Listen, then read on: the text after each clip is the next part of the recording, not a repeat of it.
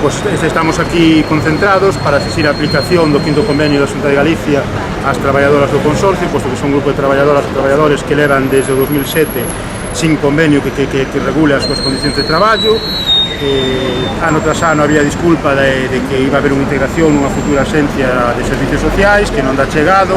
Agora, co novo convenio asinado entre a FEGAM e o propio Consorcio de Servicio de Igualdade e Benestar, pues está claro que esta axencia, se non desaparece, quedou aparcada e, polo tanto, chegou o momento de deixarnos de disculpas e de exixir, dunha vez por todas, a aplicación do quinto convenio das laborais da Xunta de Galicia ás traballadoras do Consorcio.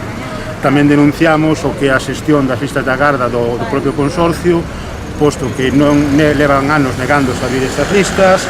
¡Listas públicas! ¡Listas públicas! ¡Listas públicas! ¡Listas públicas! ¡Listas públicas! ¡Igualdade!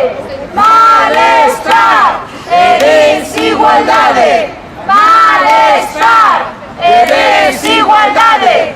¡Malestar! ¡E desigualdade! ¡Desigualdade! ¡E malestar! ¡Desigualdade! ¡E malestar!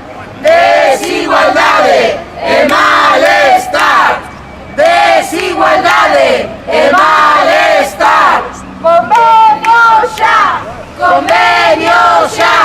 ¡Convenio xa! ¡Convenio xa! ¡Convenio xa! ¡Convenio xa! ¡Convenio xa! ¡Convenio xa!